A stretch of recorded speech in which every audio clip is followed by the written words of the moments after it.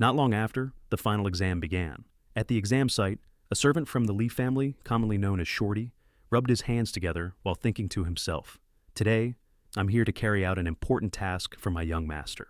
100 scholars who had made it to the final stage gathered outside the government office gates. At that moment, the examiners announced that from now on, each scholar would receive a numbered badge, just as previously instructed. Seating would be arranged according to the number on the badge, and every scholar would get one unique badge. Anyone caught with more than one badge would be immediately disqualified.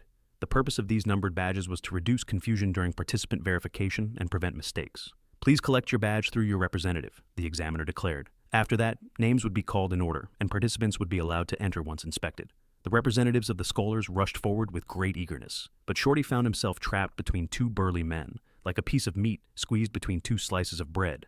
Then one of the examiners shouted loudly, "We will now start distributing the numbered badges." All participants form a line immediately. In an instant, the crowd began pushing and shoving, rushing forward to queue. In another corner, a group of young nobles sat leisurely, chatting among themselves. "It's starting. Look at that big guy over there. That's my servant," one of them bragged. "Wow, what a massive body," another replied. "He's a wrestler I brought after he won a city tournament. If we don't get a low number during this badge scramble, we'll be at a disadvantage when the answer sheets are graded." Exactly. I think sitting between numbers 3 and 7 is far better than being in the very front row. They then glanced at Shorty, who was being shoved around in the chaos, falling over again and again. Laughing, they said, "Look at that pitiful Shorty. No way he's getting a small number." Meanwhile, Lee Sunji watched the scene nervously. He bit his nails in worry, silently praying that he wouldn't get caught up in trouble before the exam even began. But he never expected the competition to be this intense. Not far from Shorty, two servants were wrestling with each other. Spotting an opening, Shorty quickly slipped between them. Seeing the chaos, the examiners shouted again, "Stop! We'll distribute the badges according to the order you're standing in." Lee Sunji let out a sigh of relief.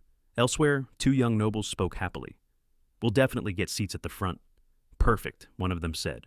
Soon after, the examiner's voice echoed again. "All participants, line up according to the number on your badge." Looking at Shorty, who was covered in bruises, Lee Sunji spoke with sympathy. "Thank you, Shorty. You've worked hard." Shorty then handed him a badge. "This is your badge, sir." Lee Sunji accepted it with a smile. "All right, thank you. Leave the rest to me now." But as he looked at the number, his mind froze as if time had stopped. A number that couldn't be divided by anything else. He sat down, nearly in despair. Number 89 out of 100? From back here, I can't see a thing. The more he thought about it, the more his mind wandered, like a tiny pawn on a giant chessboard. Was this position favorable? Or was he sitting right in the tiger's jaws? The examiners cleared their throats and spoke through the megaphone. "Can participants with numbers 80 through 90 at the back hear us? If so, raise your left hand." Both Lee Sunji and the scholar in seat number 90 raised their hands. "We can hear you." Lee Sunji was confused. "What is this strange thing? No, I need to focus. I just have to do my best." The examiners then began the ceremony by reading out the royal decree. "First, we will deliver the words of His Majesty. Welcome to the royal court, my people." Their voices echoed through the hall. Lee Sunji lowered his head, listening intently, though his mind kept running in circles. The voices were so clear, as if spoken right next to him. Oh no, this isn't the time to think about that. After the decree was read, he raised his head and adjusted his hat. One of the examiners continued, "This final exam will last for 2 days, today and tomorrow. Today you will be tested on 2 subjects, the 5 classics and the 4 books. Tomorrow will be arithmetic, a special subject in this exam." Hearing that, Lee Sunji was stunned. Arithmetic? The other scholars also looked confused. The examiners who heard the commotion immediately barked in a stern voice, "Silence! This is His Majesty's decision and has been approved by the royal ministers. You have no right to question it. If anyone cannot accept this, you are free to leave the exam right now." The hall instantly fell silent. The examiner continued, "I'll take that as everyone's agreement. We shall now begin the first day of the second stage of the exam." Soon after, the first participant was called to receive their exam paper. Sitting far in the back, Lee Sunji let out a sigh of relief. It'll still take time before it's my turn. Sitting in the back row makes passing harder, but it's not over yet. There's still tomorrow's arithmetic exam.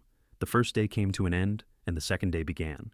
The examiner announced, "For the arithmetic exam, the test papers will be handed out directly. Therefore, all scholars must remain seated in your assigned places." An official began distributing the exam sheets, then gave instructions. "You may only begin after hearing the directions." Lee Sunji received his paper with a pounding heart. What kind of problems await me? Please don't let it be from the 9 chapters on the mathematical art. But when he looked at the questions, he froze. This branch of mathematics dealt with number principles, but the problems were laid out horizontally, all printed neatly on a single sheet. How innovative. The examiner then announced, "You have 2 hours for this test. All papers have been distributed. Begin!" A smile spread across Sunji's face. So many fascinating arithmetic problems. But this exam could decide his entire future. I need to focus now. With burning determination, he poured all his energy into the paper. By evening, Lee Sunji returned to the Lee family residence. "I'm home," he said. His parents rushed over with eager faces. "Lee Sunji, you're back. How did the exam go?" they asked anxiously. "I did my best," Sunji replied. "My son, you've worked so hard," they said proudly. Then, with a small smile, he added, "There was one surprising thing. Arithmetic was included in the exam. I heard His Majesty himself added it." His father frowned in confusion. "Arithmetic?" But his mother's face lit up. "The gods must be blessing us." 2 days later, at the royal court. "Sir, the grading is complete, and the scores have been ranked from highest to lowest." "Thank you," replied one of the officials. "Were there any problems with supervision or management?" "None at all. At first we worried there might be chaos during the arithmetic exam, but everything went smoothly." Jung In-ji sat in thought, staring at a small slip of paper, even smaller than the arithmetic exam sheet. "I have to seize this opportunity right now."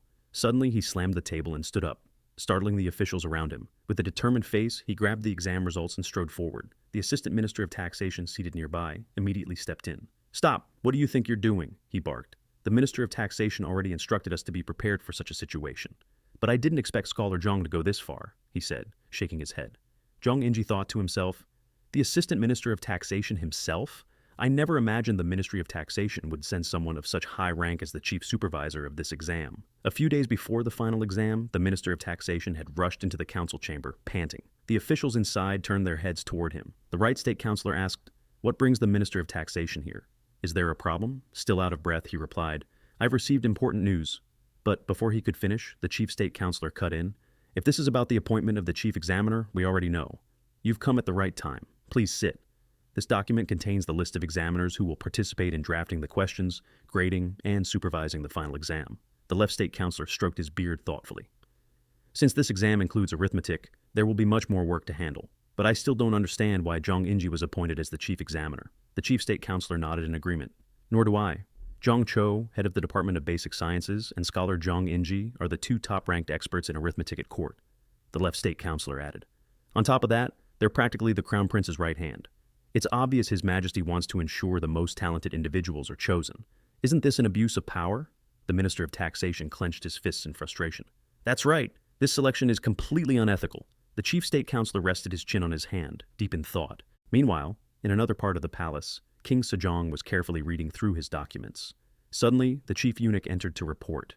"Your Majesty, Chief State Councilor Lee Jik, Left State Councilor Huang He, and Right State Councilor Mayang Saseong request an audience." King Sejong lifted his head and replied, "Let them in." The 3 officials entered, bowed, and greeted him. "Respectful greetings, Your Majesty." King Sejong nodded. "Very well." The Chief State Councilor spoke cautiously. "Your Majesty, as Chief State Councilor, I must present my grievance." King Sejong rested his chin on his hand and thought for a moment. "I am aware of it. I am reviewing everything carefully." The Chief State Councilor, slightly puzzled, asked, "Then, does that mean Your Majesty opposes their appointments this time?" King Sejong fell silent for a moment before asking, "But if I do not appoint them, then who do you believe is more suitable? Are they not the most qualified? If you have a suggestion, tell me." The 3 officials were speechless, unable to answer. King Sejong gave a faint smile to himself. In truth, this was all Hyang's idea. He recalled his earlier conversation with Hyang. "Crown Prince, I cannot approve this proposal," King Sejong had protested. He explained his reasoning. "I understand that you and the ministers have worked hard to promote arithmetic, but it was you yourself who suggested adding arithmetic to the final exam. Furthermore, appointing someone like Scholar Jung In-ji as chief examiner is another issue. Jung In-ji is only a scholar. If he is appointed, it will cause further problems. The ministers will believe you are abusing your status to recruit the best talent, and that will put you in a dangerous position. I advise you to step back." Hyang looked disappointed at first, but soon regained his spirit. "Then, Father, how about this? What if each ministry sends one person as chief examiner?" King Sejong paused to consider. "Each ministry? How would that work?" Back in the royal court hall, the Chief State Councilor looked bewildered and exclaimed, "Your Majesty, are you suggesting that each ministry nominate one person as chief examiner?" The Right State Councilor also looked doubtful. "But that would mean 7 chief examiners." The Chief State Councilor added, 7 people working together on a single exam? Unexpectedly, the Left State Councilor voiced his approval, surprising the Right State Councilor. "In my opinion, this is an excellent idea, Your Majesty," he said firmly. The Right State Councilor could hardly believe it, but the Left State Councilor pressed on. Isn't this the best solution we have? That is true, the right state counselor admitted reluctantly. Hearing this, King Sejong gave his order. Very well, then carry it out at once. We obey your command, they replied in unison before leaving the court. As they walked out, the chief state counselor turned to the left state counselor, his eyes narrowing with suspicion. Why did you make such a rash decision? That is unlike you? The left state counselor smiled faintly. The schedule is already tight, and isn't this the best option? The chief state counselor sighed. You should have pushed for something that put us in a more favorable position, shouldn't you? The left state counselor shook his head slowly. No, at this moment, there is no better choice. Besides, we have no strong grounds to oppose King Sejong. The chief state counselor replied, Still, if we could persuade the Ministry of Personnel and pull them to our side. Before he could finish, the left state counselor cut him off. If the Minister of Personnel hears this proposal, he'll surely accept it. Can't you see? The Ministry of Personnel is always burdened with staffing issues. And in this situation, who holds the loudest voice among the 6 ministries? The chief state counselor fell silent. This must be the Crown Prince's scheme, he thought. Suddenly, Hyang's sly smile flashed in his mind. He turned to the right state counselor and ordered, Gather the 6 ministers immediately. If we let our guard down, the Crown Prince will snatch away the finest talents. The right state counselor asked, What about the Ministry of Public Works? The left state counselor answered, No need to bring them in. Their deputy minister also serves at the Research Institute, and this whole matter is essentially a competition between the institute and the other ministries. Meanwhile, elsewhere, Hyang was speaking with scholar Jong In-ji. As you know, my proposal has been accepted. It seems Father understands our intentions, Hyang said with a satisfied tone. But Jong In-ji still looked uncertain. But, Your Highness, why is it to our advantage if our opponents hold higher ranks? If something goes wrong, wouldn't the entire plan collapse? Hyang leaned back and explained calmly, Let me tell you the reason. Since I already informed them that you, Scholar Jong, would be one of the chief examiners, they will surely counter by appointing people of higher rank, perhaps even vice ministers. But because this is only a special exam, not the national civil exam, that is exactly what I want. The higher their rank, the more focused they'll be on the literary exam. Even if they directly review the arithmetic tests, they'll still struggle to properly evaluate the scholar's mathematical ability. That's why, the higher their rank, the more advantageous it is for us. Hyang looked directly at Jong In-ji. Your task is to identify the participants who truly excel in arithmetic. Not too many, but not too few either. Choose around 10 to 15 of them, Jong In-ji nodded, though his face still showed a trace of doubt. I understand, Your Highness. The scene then shifted back to the royal court. The assistant minister of taxation tried to block scholar Jong In-ji. Tension filled the room. The research institute needed people skilled in arithmetic, and so did every other ministry present. The assistant minister stood firm, causing an uproar among the representatives of each ministry. This is outrageous, someone shouted. Scholar Jong glanced at the score list in his hand and said, Calm down. Fine then. I'll take the top 5 and the bottom 5. After all, I must follow the Crown Prince's orders, mustn't I? The room erupted with protests. No way. We also need people proficient in arithmetic. Seeing the resistance grow stronger, Scholar Jong sighed. Very well, then I'll take the top 8 in arithmetic. In exchange, I'll select the practically skilled ones after you all finish your picks.